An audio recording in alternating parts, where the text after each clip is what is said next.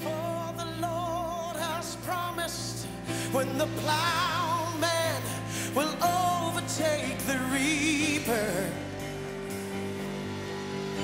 and our hearts will be the threshing floor and the move of God. We cried out for will come, surely come, oh God, and you will shake the heavens and fill your house with glory. Turn the shame of the outcast into praise. Okay, Paso, hope everybody's doing well tonight. Love that scripture we just opened up with, just to admonish the fact that everything that we do, waking up, lying down, walking along the side of the road, riding in the car, walking in the supermarket, are teachable moments to be able to impress something upon our children. Just wanted to talk to you a few moments, if I could, some good practical things that we've seen work in other folks' lives, things that we've adapted to our own lives, and things that haven't worked. And so stick with us for the next few minutes. While studying in college, I was able to take a few courses on Native American religion. Now, I did that by accident, but nevertheless, I did learn a little bit. And many of the tribes would send their young men, as their young men were passing into young adulthood, they would send them on something called a vision quest. And that simply meant they would drop their young men off and they would let them fend for themselves for the next 3 to 4 days out in the open woods, in the wilderness, by themselves. And so this young man would have to learn a lot about himself. He would have to learn a lot about his faith. And he would have to learn how to overcome obstacles and any kind of adversary that would come along his way on his own.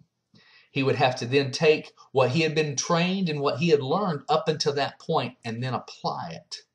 And so ultimately what would happen was he would form his own identity on how to work through and how to deal with things.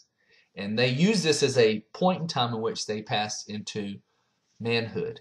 Now, I don't necessarily want to drop my children off into the wilderness or anything like that, but I believe that many vision quests can be taken and can be done along life's lifespan, meaning at birthdays. Man, it's great to look back on some things that they accomplished for God and things that they could do for God in the future. It's great to have conversation to school, lying down in bed about, hey, man, what do you see yourself doing for God in the next 5 years, 10 years? Hey, what do you see yourself doing in the kingdom of God when you grow up?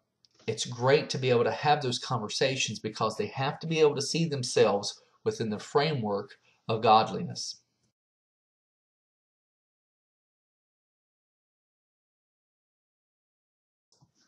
One of the greatest things that we can do is to teach our children how to work through hardship. Man, the best winners in life are people that have lost. The best motivator in life is losing. And so I don't know about you, but many times I can think back on several times that I didn't quite measure up. I failed. I didn't do quite as good as I probably should have done. And boy, that was certainly a motivator to do better the next time. Now, we have to admonish our children to, hey, let's work. Now, you didn't do quite that well this time. What could we have done better? How can we work through this next time we come across the same issue? How can we better work through this? How can we get through this to be successful the next time? Our children have to be able to work through and accept losing so that ultimately later on they can win. Let's work hard to do this. Let's work hard to affirm character over achievement. Let's work hard to affirm the way of doing things right as opposed to just the outcome. You understand what I'm saying? Let's work hard to make sure that we're doing things the right way as opposed to ultimately getting what we want in the end. Because you know what? As our children grow up, we want them ultimately doing things that are right, not necessarily getting the things that they want. You've probably already noticed the word that keeps popping up, and that is the word conversation. Conversation is extremely important in forming the framework of having sticky faith. the faith that sticks with them throughout their lifespan. Now, obviously, this conversation is very one-sided the younger they are. But as they grow older and as they get up into preteens and to adolescence, that conversation builds. And then as they grow up into late teenage years, that conversation begins to swing more of their side. They have to feel like they have more say. And they have to feel like that you can entrust within them the things that you've taught them along the way. And there's another level of trust here. We have to be able to trust that they will do the things that we have taught them. Will they make mistakes? Absolutely. Will they mess up? Oh yeah. But we have got to be the parents that stand there and say, I'm right here with you, and I'm here to walk with you through these mistakes and through these mishaps. I'm here in your side, in your corner. Amen. Tradition. Well, that's a taboo word in many of our circles because we run across so many people that have had tradition ingrained within them, and it's difficult to get wrong and even false tradition out of folks and trying to teach them the right things. And so I look at it like this.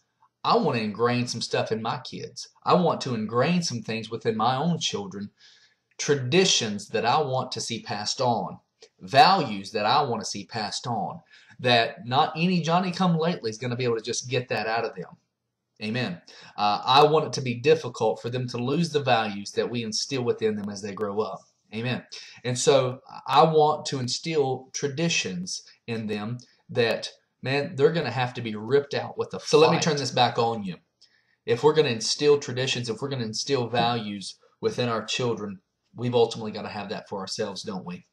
If you anticipate teaching your children anything, then you have got to have a level of grounding and understanding within yourself.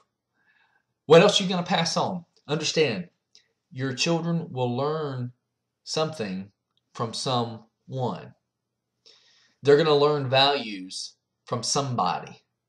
Now, as a parent, I look at it like this. I want to be the one steering those values. I want to be the one steering those traditions that are instilled, so that at least there's a fighting chance of those things being passed on.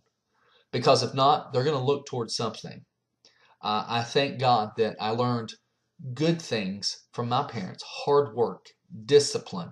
I learned how to be industrious, how to work with very little and to achieve a lot. Those things my parents passed on to me. What are you going to pass on to your children?